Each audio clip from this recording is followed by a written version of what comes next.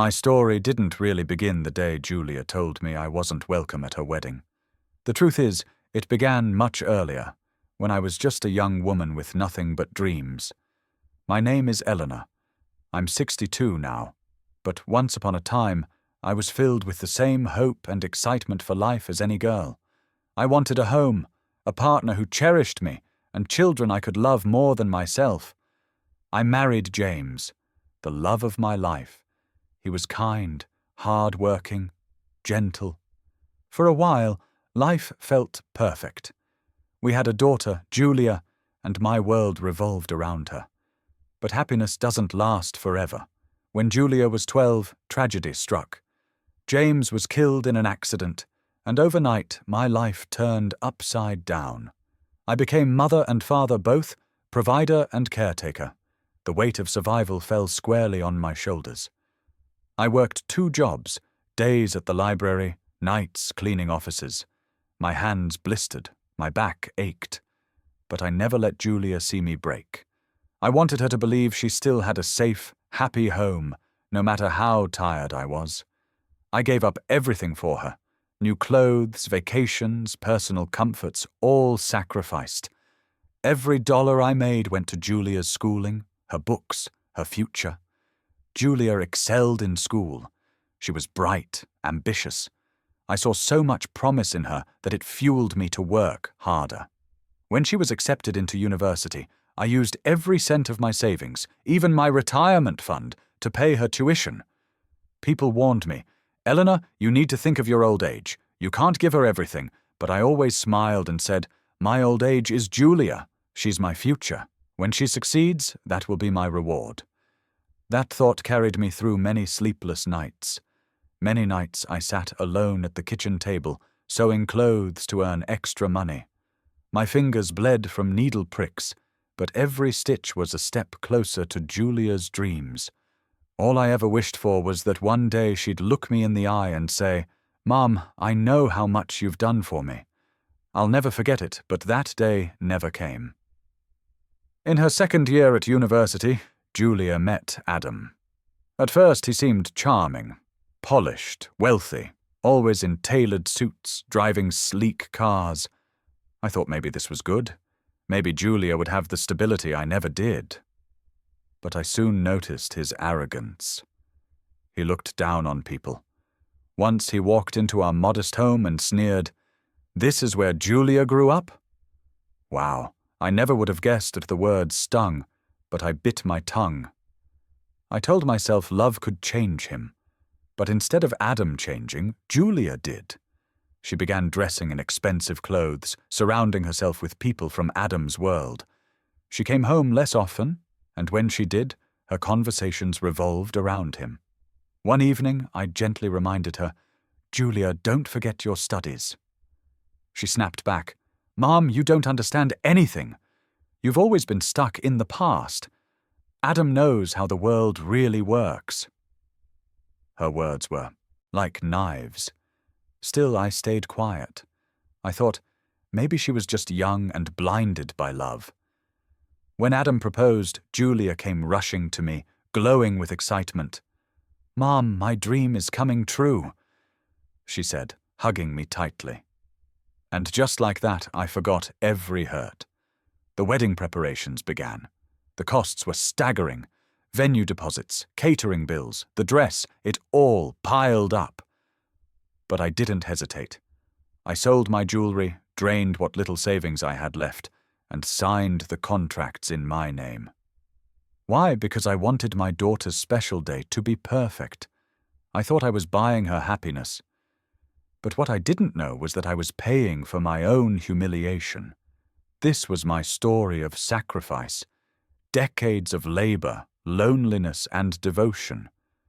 A life lived for one purpose, to make Julia happy. But in her happiness, she had no place for me. The day of betrayal came quietly, without warning, like a knife slipped between my ribs. Julia came to visit me one afternoon, her phone in her hand, her eyes glued to the glowing screen as if I were a stranger she had no interest in seeing. She didn't even hug me when she walked in. I had just brewed tea, set the table, and laid out the little lemon cookies she used to love as a child. She didn't touch a single one.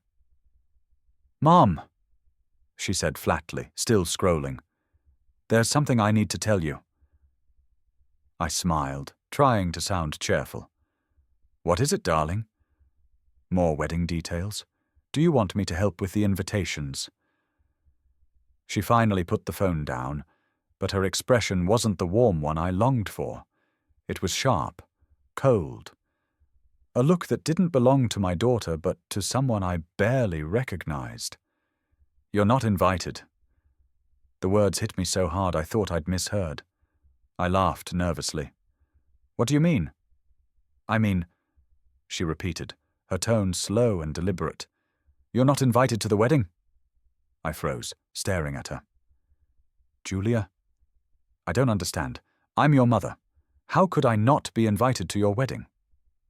She sighed, as though I were a burden. "Mom, it's complicated. Adam and I talked. We want a certain image for our big day. The guest list is tight and, well, you wouldn't fit in." I couldn't breathe. "Wouldn't fit in?" I whispered. "You don't understand his world," she said, irritation creeping into her voice. "Adam's friends are lawyers, executives, people who live a certain way. You still drive that old car. You don't even know how to dress for these kinds of events. I don't want them judging me because of you." Her words sliced deeper than any insult I had ever known. For a moment I thought my heart might stop beating. I had sacrificed everything for her. I had lived my entire life to make hers better. And now I wasn't even worthy of standing beside her as she took her vows. "Julia." My voice shook. "I paid for this wedding." For the first time, she looked me in the eyes.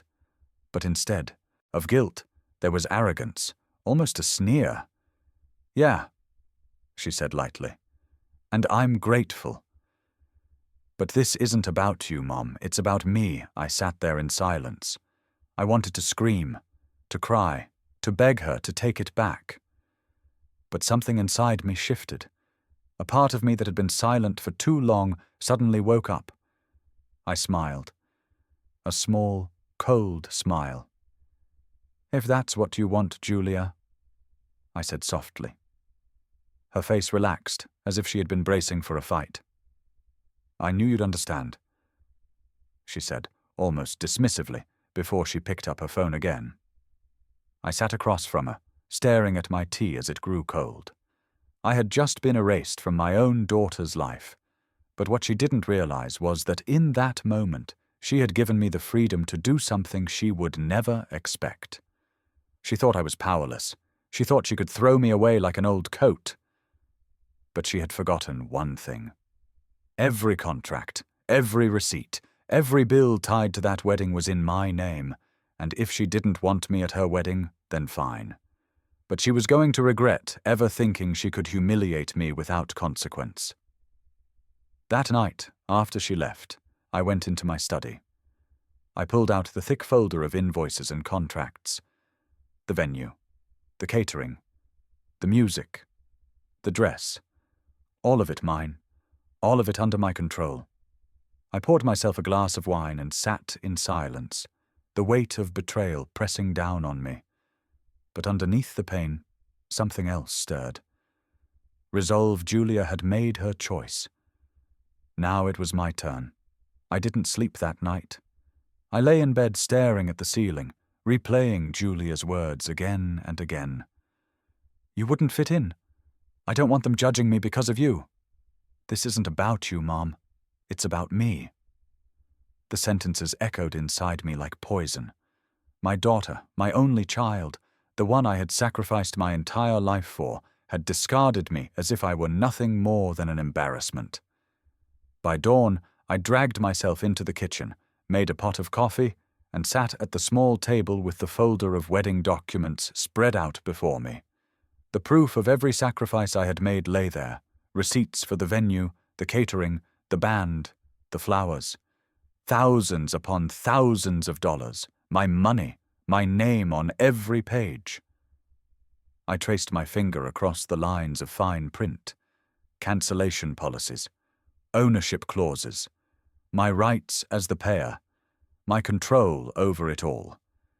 And that was when the bitterness in my chest began to burn into something else, something sharper, a plan. The days that followed felt like a cruel game. Julia sent me fewer and fewer updates. When she did call, it was only to brag about how glamorous everything would be. Adam and I just met with the photographer. He's worked with celebrities, Mom. Celebrities! I forced a smile she couldn't see through the phone. That's wonderful, darling. And the menu. Oh, it's going to be amazing.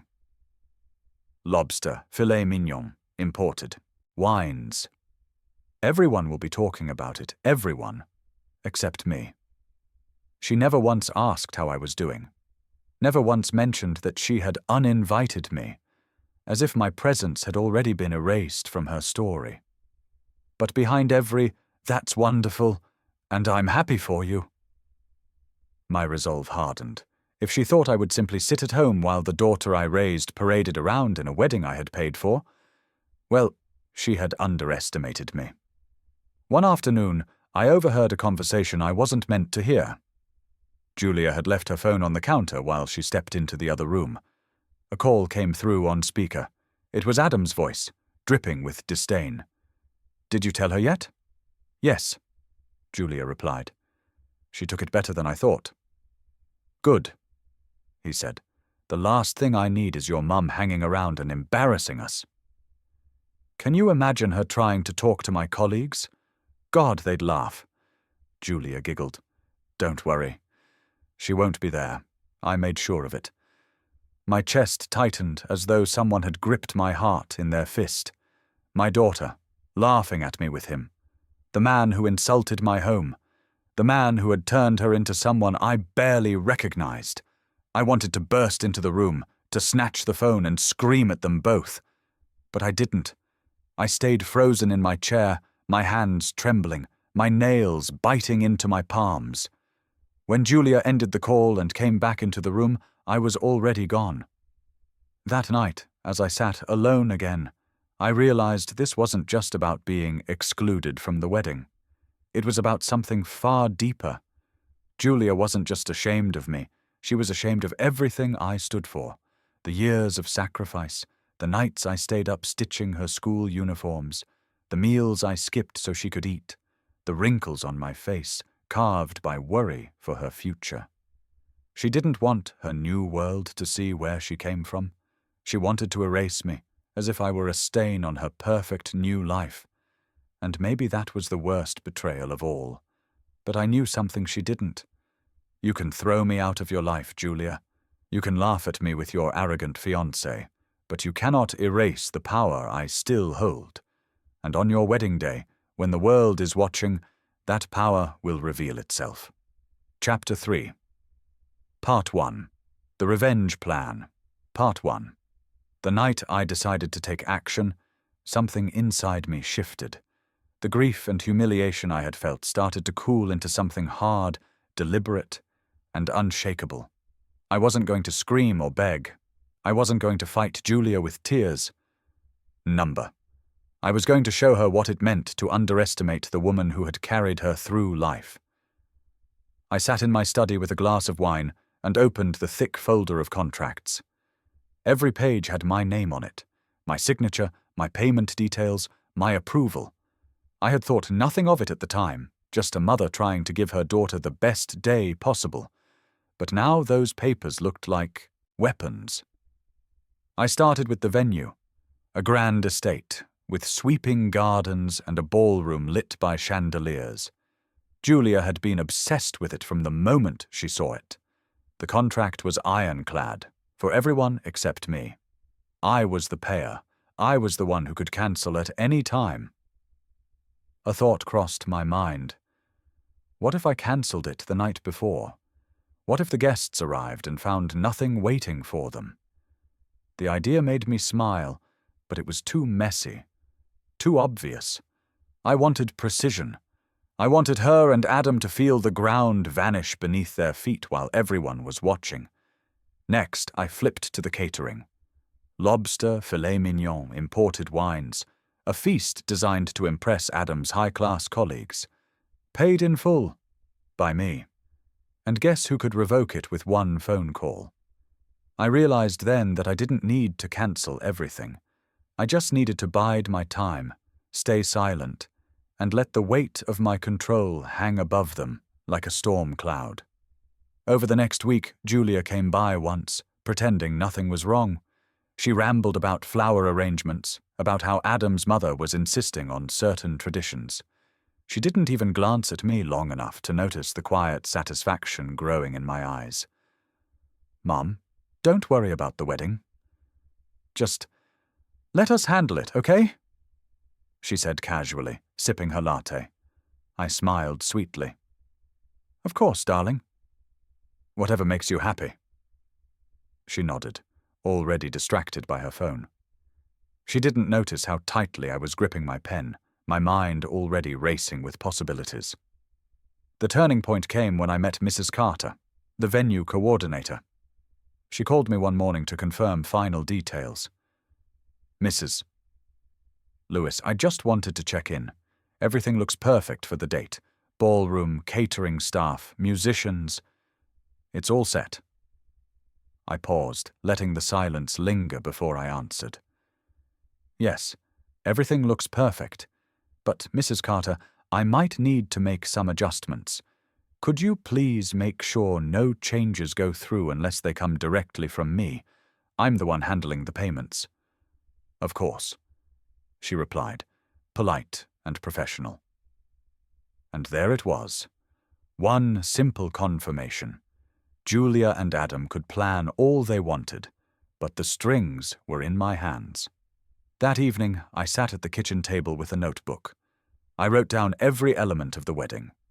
Venue, catering, photographer, band, florist, dress, one by one. I drew a line beneath each. Each of these, I realized, was mine to control. I thought about Julia walking down the aisle, head held high, pretending she was above me. I thought about Adam smirking, confident in his polished arrogance, and I imagined the moment when that smug confidence would shatter, when they would realize that the very foundation of their perfect day rested on me, the woman they had discarded. I didn't want to ruin her wedding out of spite. No, that would make me cruel like her. What I wanted was justice. I wanted her to see the truth, to understand that you cannot erase the person who built your life with their own hands. And most of all, I wanted the world to see it too. So I made my decision. I wouldn't cancel anything. Not yet. Instead, I would let everything move forward exactly as they planned. I would smile when Julia spoke to me with cold indifference. I would nod when Adam looked down his nose at me. I would wait, patiently, silently. And then, on the day of the wedding, when the music played and the guests gathered, I would reveal everything. Not with anger, not with tears, but with undeniable truth. The money, the contracts, the sacrifices, all of it. Julia wanted to erase me, but I was going to make sure she would never forget me again. From that day forward, I moved carefully, like a chess player preparing for her final strike. Every smile I gave Julia, every soft, "Of course, darling," was another piece sliding into place.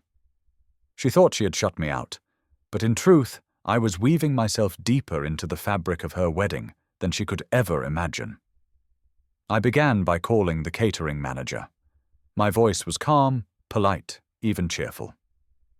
"Hello, this is Eleanor Lewis. Yes, the one covering the full bill for Julia Lewis's wedding. I just want to confirm something. If any last-minute changes come through, you'll need my authorization, correct?" "Of course, Mrs. Lewis," the manager replied.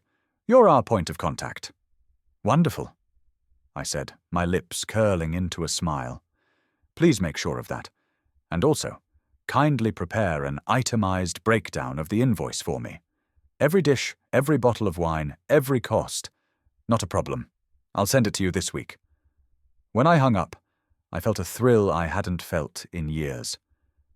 Control. The florist was next, a lovely woman named Grace, who had been endlessly patient with Julia's constant demands. "Oh yes, Mrs. Lewis," she said warmly when I called.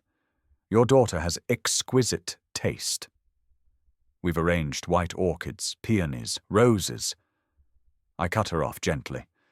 "Grace, just remember, I'm the payer. No substitutions, no adjustments unless they come directly from me. Do you understand?" She hesitated for a second, then said, "Yes, of course. Everything goes through you perfect." Over the next few weeks, I gathered every thread into my hands. The photographer, the band, the venue staff, they all recognized me as the client. Julia and Adam might be the stars of the show, but I was the director, hidden behind the curtain. Every night, after work, I sat with my notebook, refining the plan. I didn't just want to pull the rug out from under them, I wanted the truth to unfold in a way they could never deny. Cancelling the wedding entirely was tempting, but it would make me look bitter, petty. No, the better revenge was exposure, public humiliation delivered with grace.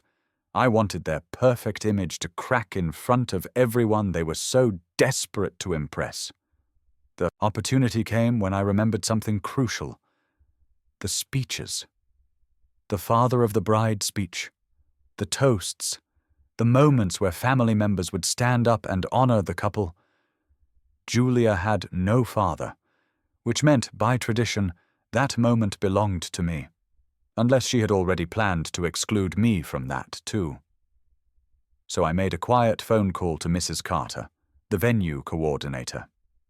"Tell me," I asked smoothly, "when exactly are the speeches scheduled? And who has been listed to give them?" She shuffled papers on her end before replying. "Let's see. Best man, maid of honor, groom's parents, bride's mother." A spark lit in my chest. Bride's mother. Me. "Thank you, Mrs. Carter," I said softly. "That will be perfect." And just like that, my stage was set. But I wasn't done. I went to the bank and requested formal statements proving every transfer I had made for the wedding. I kept receipts neatly stacked in an envelope. Proof that not $1 of Julia's dream day had come from her or Adam. All of it traced back to me. I even made a few quiet adjustments. Instead of paying final balances weeks in advance, I arranged with each vendor to settle the last amounts on the morning of the wedding, by my approval only. A small detail, but a powerful one. The vendors didn't mind. To them, I was just a cautious mother ensuring her daughter's day went smoothly. But to me, it was leverage. Without my final payments, nothing would move forward. No food, no flowers, no music. I held it all in my hands. The more I prepared, the calmer I became. My anger had burned away, leaving something colder, sharper. Julia thought she had won by excluding me. But in reality, she had delivered her entire wedding into my control. And when the day came, when the chandeliers glowed and the guests lifted their glasses, Julia would have no choice but to see me. Not as an embarrassment, but as the woman who made it all possible. She wanted an image. I would give her one she would never forget. The morning of the wedding arrived with a chill in the air. I woke before the sun, nerves thrumming in my veins. I stood at my window, staring out at the pale light breaking over the horizon, and I whispered to myself, "This is the day." I dressed carefully, not in anything flashy, but in a deep navy gown that carried quiet elegance. I pinned my silver hair into a neat twist, applied a touch of makeup. I wanted to look composed, dignified, because when the storm broke, I needed the world to see me as calm and unshakable. The folder of documents sat neatly in my bag. Bank statements, receipts, contracts, proof that every inch of this wedding had been built by my hands. I slipped it inside as though it were a shield. By 9 o'clock, my phone was already buzzing. First, the florist. "Mrs. Lewis, just confirming. Final payment will be processed today, correct?" "Yes." I answered, my voice even. "But wait until I arrive." Then the caterer. Then the band. One by one, each of them checked in with me. The real client. My power pulsed stronger with every call. Julia and Adam were likely basking in their bridal suite, blissfully unaware that the wedding could collapse with a single word from me. But I didn't want collapse. Not yet. I wanted confrontation. When I arrived at the venue, the staff greeted me warmly. "Mrs. Lewis, it's an honor to have you here," the coordinator said. "Everything is in place for your daughter's special day." Her special day, I thought grimly, paid for by mine. I walked through the grand hall, watching chandeliers glitter above the tables set with fine china and crystal. White orchids cascaded down the centerpieces. The smell of roses hung in the air. It was breathtaking. And it was mine. For a brief moment I felt a pang. I had dreamed of this day, too, of watching my daughter walk down the aisle, of seeing joy light her face. But she had stolen that from me. So I pushed the ache away and let resolve fill its place. Julia appeared just before noon, radiant in her gown. Layers of lace and silk floated around her as though she were a queen. When she saw me standing near the ballroom entrance, her smile faltered. "Mom, what are you doing here?" I raised an eyebrow. "I thought I'd see the venue before the ceremony." "You weren't supposed to." She glanced around nervously, lowering her voice. "Adam's family will be here soon. I told you not to come." Her words didn't sting this time. They only steeled me further. "Julia," I said softly, but firmly, "everything you see here, every flower, every plate, every flicker of light exists because of me. And I am not going anywhere." Her eyes widened, then narrowed into a glare. "Don't do this. Don't make a scene." I leaned closer, my smile calm and measured. "Oh, sweetheart, I'm not here to make a scene. I'm here to tell the truth." Before she could answer, Adam appeared at her side, smug as ever in his tailored tuxedo. He glanced at me with thinly veiled contempt. "Mrs. Lewis," he said smoothly, "I wasn't aware you were invited." I straightened my shoulders, meeting his gaze without flinching. "You'll find, Adam, that some things can't be erased with an invitation list." His smirk faltered for just a second, and in that moment I knew. He sensed the shift. The control was no longer his. The rest of the afternoon unfolded like a tightly wound string.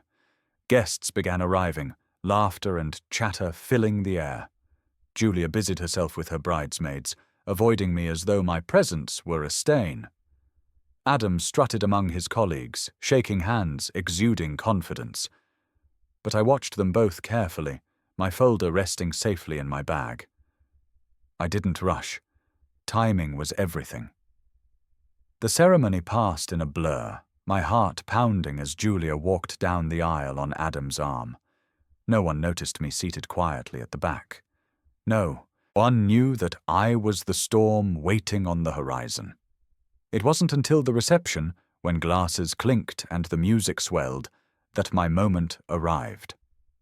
The coordinator tapped the microphone, calling the room to attention. "Now, it's time for the speeches," she announced. "We'll begin with the mother of the bride." Every head turned. Adam's smirk returned. Julia's smile froze. They hadn't expected this. They hadn't prepared. And I rose to my feet, calm as stone, my folder tucked under my arm. I walked slowly to the front of the room, my heels clicking against the polished floor. The ballroom fell into silence. Dozens of eyes followed me as I approached the microphone, the chandeliers casting golden light over my shoulders. I could feel Julia's stare burning into my back. Desperate. Panicked. But I didn't turn to meet it. Not yet. When I reached the podium, I looked out at the sea of faces, lawyers in tailored suits, executives with polished smiles, women in glittering gowns. They had no idea who I was, just an older woman in a simple navy dress. I let the silence stretch a moment longer, until the air was tight with expectation. Then I smiled. Good evening, everyone. For those of you who don't know me, I am Eleanor Lewis, Julia's mother. There was polite applause. I saw Julia's fingers clench around her champagne glass, her knuckles white. I want to thank you all for being here tonight. I continued, my voice steady. You see, this day, this beautiful, extravagant day, would not have been possible without a great deal of love, sacrifice, and commitment. Adam smirked at me, no doubt expecting a syrupy motherly speech about how perfect they were together. Julia's eyes begged me to sit down and keep quiet. But I didn't. I laid the folder on the podium and opened it, the papers rustling like thunder in the silence. Everything you see tonight, the venue, the flowers, the food, the music, even the dress Julia is wearing, was made possible by me. A ripple of confusion spread through the crowd. Murmurs began, heads turning. Adam's smirk vanished. For years, I worked 2 jobs to raise my daughter alone after her father died. I sewed clothes at night when my fingers bled. I skipped meals so she could eat. Every penny I saved, I gave to her education, her dreams, and now, this wedding. I glanced at Julia. Her face had gone pale. But a few weeks ago, I said, my voice lowering, Julia told me I wasn't invited. She told me I wouldn't fit in with all of you, that she didn't want me embarrassing her in front of Adam's colleagues. The ballroom gasped. A few guests turned to stare at Julia, whispers rising like smoke. I pulled out the first receipt and held it up. This, I shook the paper lightly, is the bill for this venue, paid for by me. This, another paper, is the catering, which you will all enjoy tonight, paid for by me. The flowers, the music, the gown, every last detail. The murmurs had grown into shocked chatter. Some people covered their mouths. Adam's face was tight with fury, Julia's eyes brimming with tears she fought to hold back. I leaned into the microphone, my voice clear, sharp, cutting through the noise. So tonight, as you toast this marriage, I ask you to remember the truth. My daughter wanted to erase me from her life, but she could not erase what I gave her. She could not erase the sacrifices that built this day. And she will never erase the fact that behind every sparkling light in this room stands me. The silence that followed was heavy, electric. I closed the folder, tucked it under my arm, and stepped down from the podium with slow, deliberate grace. Julia was trembling, her lips parted, but no words came out. Adam reached for her hand, but she pulled it away, humiliated. Around them, their perfect image had shattered. Guests whispered, exchanged looks, some even shaking their heads. I returned to my seat, lifted my glass of champagne, and smiled. For the first time in years, I felt no shame, no weakness, only power. The room didn't return to normal after my speech. How could it? I had ripped the mask right off Julia and Adam's carefully crafted image, and now every guest could see the truth. People didn't rush to congratulate them. Instead, they whispered. I saw women leaning into each other, murmuring behind manicured hands. Men in suits exchanged pointed looks, their brows furrowed. Julia tried to laugh, her voice brittle as glass. She's exaggerating, everyone. You know how mothers can be dramatic. But her voice trembled, and her denial only fanned the flames. Adam stepped forward, trying to reclaim control. Let's not dwell on this. It's a celebration after all. He clapped his hands, forcing a smile that didn't reach his eyes. Everyone, enjoy your meals. But his colleagues weren't smiling back. One man near the front table stood, frowning. Is it true? He asked bluntly. That your mother wasn't invited? The question cut through the air like a blade. Julia froze. Adam tightened his jaw, then placed a hand on her shoulder as if to steady her. She was invited. Adam lied smoothly. She must have misunderstood. No, I said calmly, rising from my chair. My voice carried clearly across the room. I was told very directly that I wasn't welcome. That I was too embarrassing. That I would ruin their image, gasps echoed. Julia's face crumpled, the facade shattering. "Mom, stop!" she hissed, tears forming in her eyes. But it was too late. The crowd had already turned. I watched as Adam's mother, a stern woman in a glittering gown, rose from her table. She crossed the floor with deliberate steps, her eyes sharp as knives. "Is this true, Julia?" she demanded. "You told your mother she wasn't invited." "After she paid for all of this." Julia stammered. I just didn't think—" Her future mother-in-law's voice rose, scornful. "Didn't think? You have humiliated this family. Do you know what people are saying right now? That you would throw away your own mother like she's nothing? What kind of wife will you be if this is how you treat the woman who raised you?" The silence was suffocating. Julia broke then, tears spilling down her face. She turned to Adam, desperate. "Say something." But Adam didn't move. His colleagues were watching him, their faces unreadable. For once, his smooth words failed him.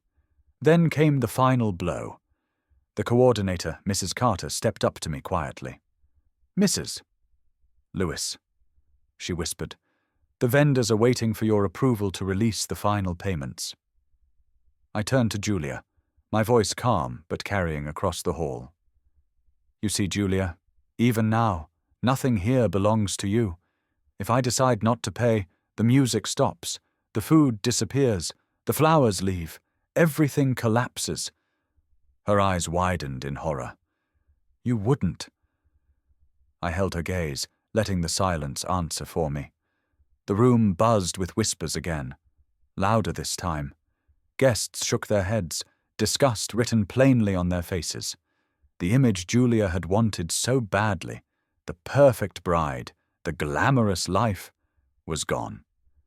What remained was the truth, naked and brutal, for all to see. I finally gave a small nod to Mrs. Carter. "Go ahead. Pay them," Julia gasped, relieved for a moment until I added, "But remember, darling, the only reason this day hasn't crumbled is because I chose not to destroy it. That power will always rest with me." Her knees buckled slightly, and she sat down hard in her chair, face buried in her hands. Adam, pale and furious, tried to regain his composure, but his colleagues were already whispering about him, about his bride, about the family scandal playing out before their eyes. His perfect image of wealth and respect had been tarnished beyond repair. And all I did was tell the truth. The wedding reception, which should have been a glittering celebration, had turned into a theatre of whispers and stares. I sat quietly at my table, my glass of champagne untouched, watching as the consequences of Julia's choices unfolded around her. Adam tried to salvage the evening. He lifted his glass, forced a smile, and said, "Let's toast to love, to family, and to the future." But barely half the guests raised their glasses. Some sipped out of obligation, others didn't bother at all. The air was heavy, tainted with judgment and pity.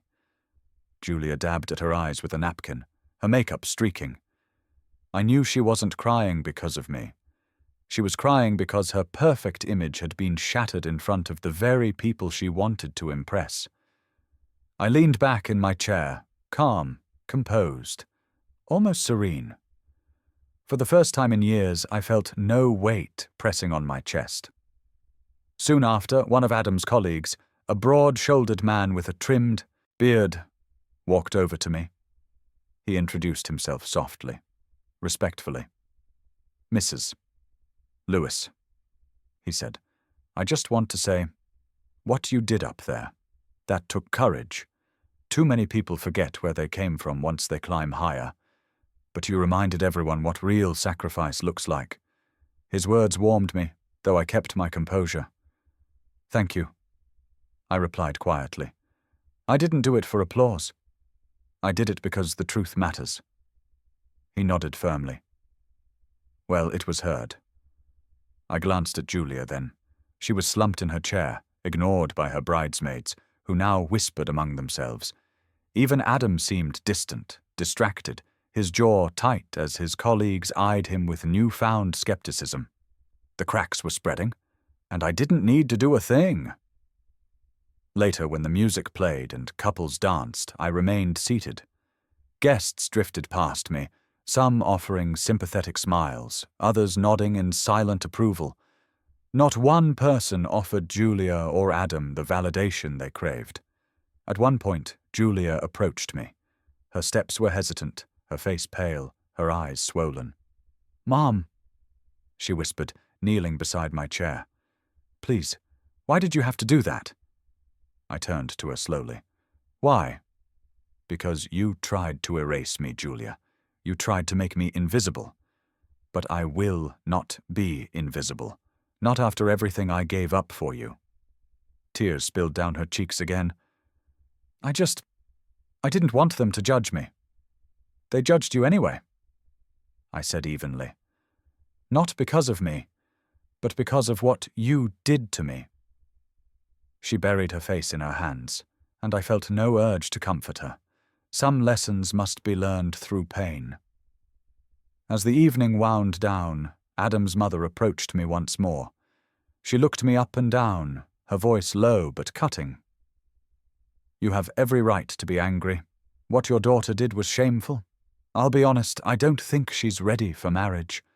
My son may have made a mistake." Her words hung in the air, heavy and damning. I glanced at Julia, who had overheard, her face crumpling further. I said nothing. There was nothing more to say. Justice had already been served, not by me tearing the wedding apart, but by revealing the truth and letting it destroy itself. By the time the night ended, Julia and Adam stood in the corner, isolated. Their once proud posture wilted. Guests filed out with cool nods, no laughter, no warmth. The wedding that was supposed to be the grand beginning of their life together had become the scene of their humiliation. And I walked out of that ballroom with my head held high, my dignity intact, and the quiet satisfaction of knowing they would never forget what I had done. The night after the wedding, I sat alone in my living room, the silence pressing around me. For the first time in years, I didn't feel hollow. I didn't feel invisible. I felt seen. I replayed the events in my mind, the way Julia's voice had cracked when the truth came out, the way Adam's colleagues had looked at him with thinly veiled contempt, the way the guests had whispered while I stood tall. My revenge hadn't been cruel, it had simply been honest, and honesty had been more devastating than any sabotage I could have planned. Still, as I sipped my tea, a pang of sorrow crept in. I hadn't wanted to hurt Julia. Not really. I had wanted her to understand, to see me as more than a burden, more than an embarrassment. I had wanted her to acknowledge me, even just once, for the sacrifices I had made. But instead she had chosen arrogance, and arrogance had destroyed her. 2 days later she came to my door.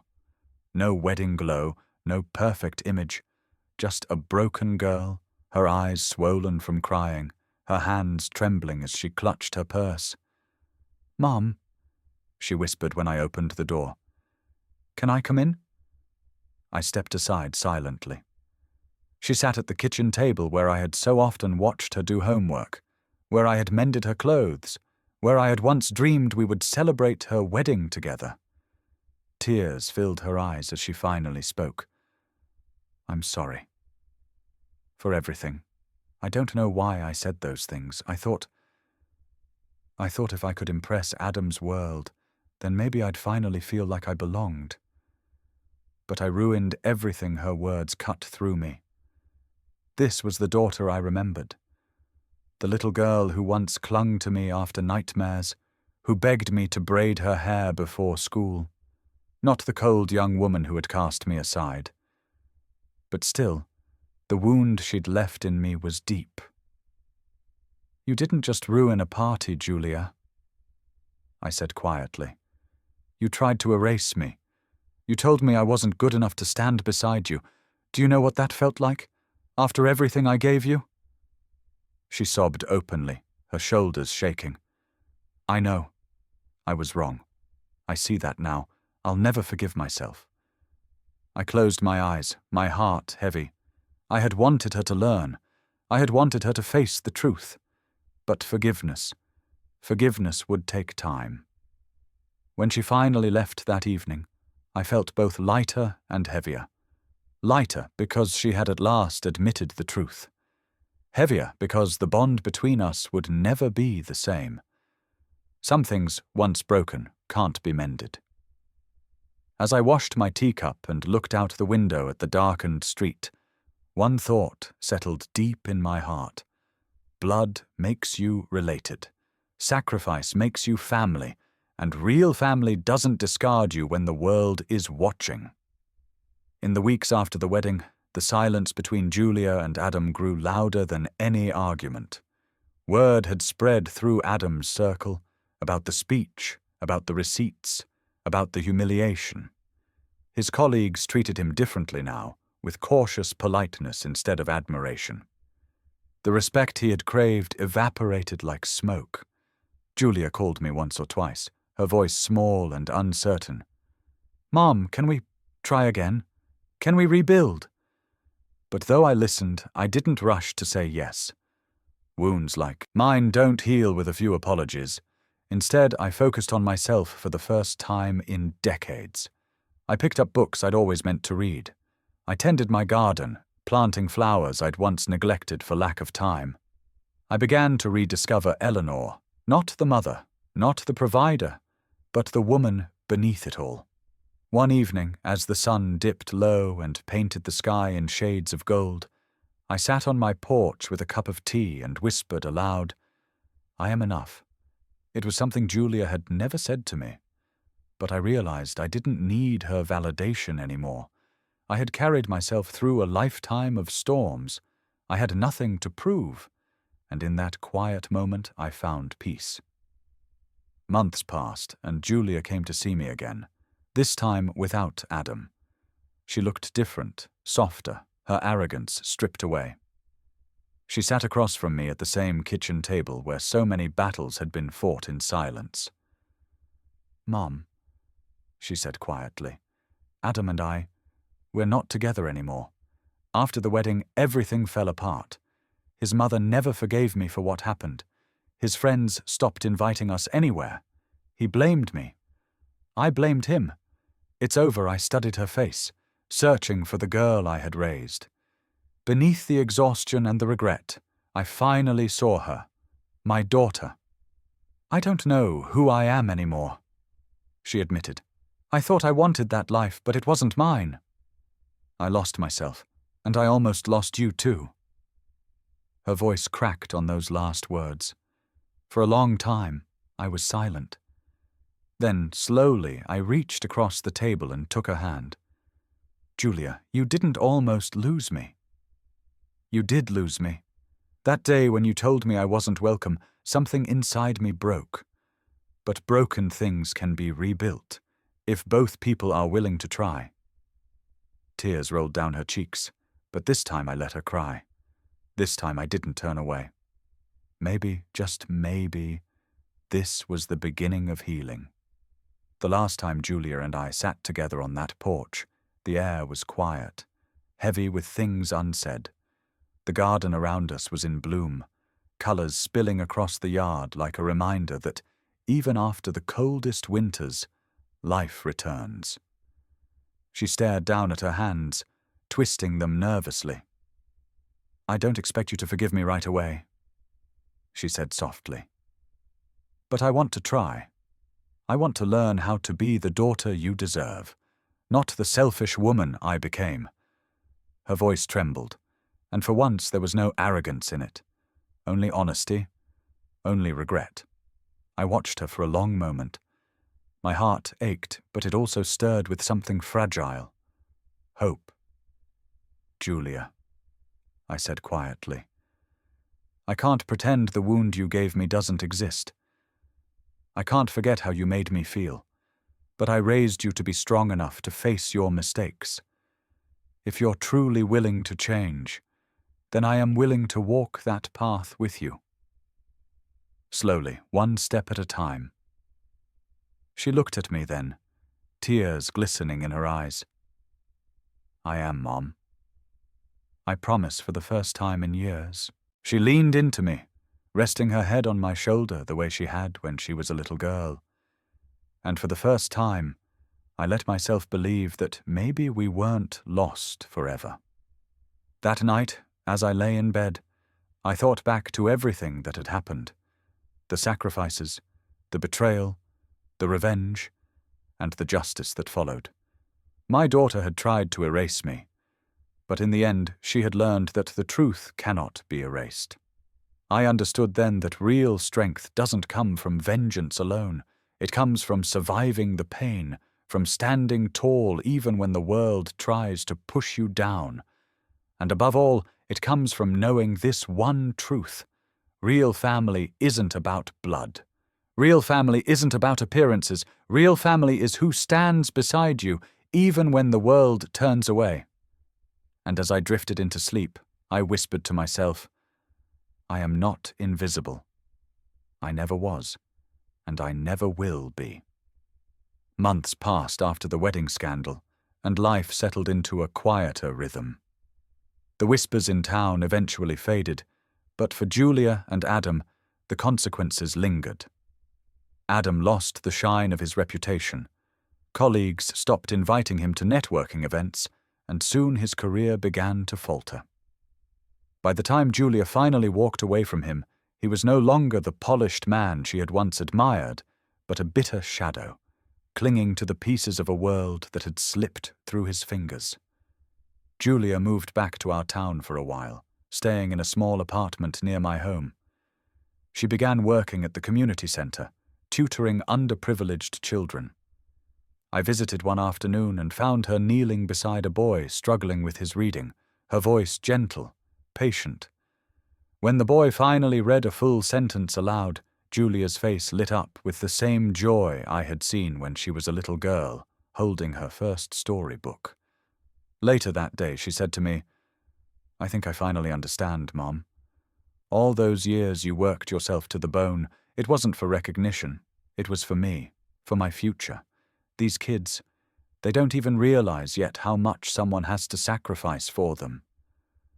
But one day they will. I studied her face, and for the first time in a long while, I felt proud. Not of the bride she had tried to be, not of the image she had chased, but of the woman she was slowly becoming. On my side, life had changed too. Without the burden of constant sacrifice, I began to live for myself. I joined a book club, something I had always dreamed of but never had the time for.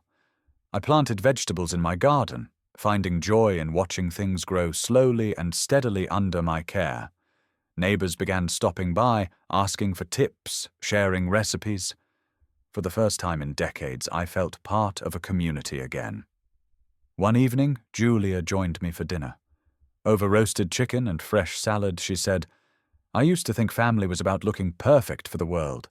But now I see it's about the ones who stay, the ones who keep you standing when everything else falls apart. I looked at her, my eyes soft. Yes, real family doesn't need applause. It doesn't need approval from strangers. It just... As she reached across the table, took my hand and held it tightly. No words were needed after that. As the months turned into a year, I realized something powerful. Revenge had given me satisfaction, but truth and reflection had given me freedom. I was no longer defined by Julia's rejection or Adam's arrogance.